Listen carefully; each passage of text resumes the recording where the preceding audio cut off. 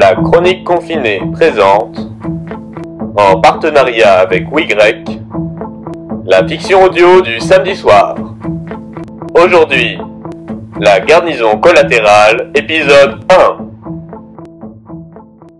Un petit convoi sinistre avance au beau milieu des plaines pourpres de la vallée poussière. Le véhicule de forme cubique est tiré par un carmélion. Ce gigantesque lézard à la peau froide marche d'un pas lent et régulier. À l'autre bout des rênes conduisant cette modeste calèche, un géant de bulles, espèce rarissime, surmonte l'étrange attelage. De la fenêtre de la diligence s'échappe un nuage de fumée bigarade venant de la pipe en chêne de la sorcière. Cette dernière est assise dans le véhicule et entourée de deux autres géants. Le silence de mort du désert immense dans lequel le groupe évolue n'est brisé par aucun de ses quatre membres, comme si cette expédition avait quelque chose de profondément solennel pour chacun d'entre eux. Seuls les flots du vent et les crissements de la charrette constituent un bruissement au milieu de ce calme plat et presque religieux. C'est alors que la sorcière, qui paraissait jusqu'ici assoupie, ouvre ses grands yeux clairs. « Arrêtez la calèche !» Comme un réflexe, l'immense chauffeur tire sur le mort du batracien, qui poussant un râle de sursaut interrompt brusquement sa course. Tu n'es pas en position de donner des ordres, sorcière.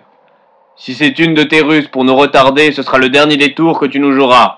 Si vous voulez toujours savoir ce qui est arrivé à la garnison collatérale, géant idiot, vous devez me faire entièrement confiance. Et comme j'ai des capacités qui vous sont totalement étrangères, je suis bien au contraire en position de vous donner des ordres. Nous n'aimons pas tes manières, mes frères et moi. Eh bien moi j'adore les vôtres. Me voilà prisonnière de 3 colosses avec pour seule garantie de liberté la trouvaille d'un être légendaire, dont peu de gens croient à l'existence. Mais heureusement pour moi, mon ouïe, décuplé par la mandragore que j'ai ingurgitée, ne me fait pas faux bond. Quoi, tu l'entends? Bien sûr que je l'entends. Pourquoi croyez-vous que je vous demande de vous arrêter sinon? Mon frère, toi qui nous as conduits jusqu'ici, la sorcière prétend entendre le hurlement strident de l'oracle. Les compagnons de fortune se taisent en chœur et tendent l'oreille cherchant le moindre bruit, synonyme du succès de leur quête.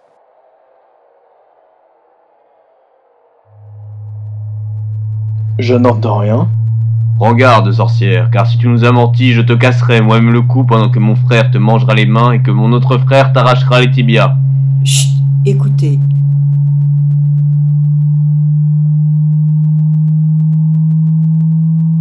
À l'entente de ce grésillement, les 3 géants de bulles semblent soulagés. Celui aux commandes met sa main au-dessus de son front pour scruter l'horizon mauve. S'il le pouvait, il éclaterait de rire et dirait ô combien son bonheur est titanesque, mais il ne peut pas. Nul ne sait pourquoi, depuis la Grande Guerre, il n'a plus prononcé un seul mot. Ses 2 frères à l'intérieur se regardent sans un bruit, et sans parvenir à cacher une certaine excitation. C'est la sorcière qui se décide à briser ce silence qu'elle ne peut supporter un instant de plus. Maintenant, si vous le voulez bien, je vous propose de rendre visite à ce fameux oracle dont nous avons tant parlé, vous et moi. Allez, qu'est-ce que vous attendez pour descendre? Vous restez là, bouche bée, immobile comme des stèles de Nicéphore au simple son de sa voix? Mais qu'en sera-t-il alors quand vous le verrez de vos yeux? Suivez-moi tous les 3. Il nous faut descendre de la calèche, arriver devant un oracle en véhicule, et vous pouvez être sûr qu'il se taira à jamais en vous emportant dans sa mort. Selon le cri, il doit être quelque part derrière cette petite colline. La sorcière descend de la diligence et entreprend d'escalader la petite colline, suivie de près par les géants, tous 3 muets comme des tombes. Une fois l'équipe arrivée au sommet, le hurlement est déjà plus fort. Devant eux se dessine un gigantesque cratère, et en son centre, on aperçoit un point de couleur jaune. C'est l'oracle, regardez. Comme dans les écrits anciens, lorsque le vagissement retentira, tu surplomberas un petit rien au milieu d'un grand tout. Nous avons réussi. Ne vous réjouissez pas si vite. Nous devons encore l'approcher sans mouvement brusque, ce qui n'est pas gagné avec cette pente. À mesure qu'ils descendent péniblement le col escarpé de la colline qui mène au cratère, le cri s'intensifie pour devenir tellement insupportable que les géants ne s'entendent plus penser. En revanche, la sorcière continue à marcher, d'un pas déterminé, pipe au bec, de la fumée de plus en plus épaisse sortant de celle-ci. Pas à pas, le point jaune grandit, pour laisser se dessiner une créature à la peau ocre. L'étrange personnage squelettique est assis en lévitation à 1 mètre du sol, ses 2 mains sont posées sur ses joues. Son corps, aux endroits où il n'est pas jaunâtre, est couvert de peintures vermeilles dessinant des formes géométriques. Son énorme bouche pleine de croix acérées d'où s'échappe le hurlement strident est grande ouverte, et ses yeux sont cachés sous de lourdes paupières qui s'entrouvent furtivement à intervalles irréguliers. Arrivé à 3 mètres de lui, le petit groupe se stoppe selon les ordres de la sorcière. Ils observent un instant l'oracle, qui semble être une statuette, tant l'entièreté de son corps est immobile. La sorcière retire son grand chapeau et le pose sur le sol. Elle se met alors à tourner autour de cette mystérieuse statue, en respectant bien la limite qu'elle a fixée. Tout en marchant de plus en plus vite, elle fait signe au géant de bulles de s'écarter.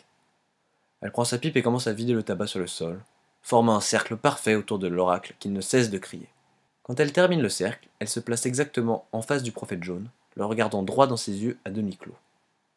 Elle se tourne ensuite vers ses compagnons. « Donnez-moi du feu. » Celui des géants qui a perdu sa langue dans les combats d'autrefois se rapproche calmement et pose son doigt sur le tabac qui est par terre.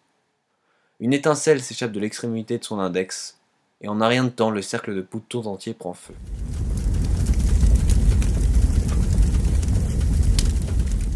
C'est déjà la fin, cher auditeur. Et oui, moi aussi, j'aimerais bien savoir ce qui va leur arriver à tous. Nous le saurons samedi prochain, même heure ou pas forcément. À la semaine prochaine pour la garnison collatérale épisode 2.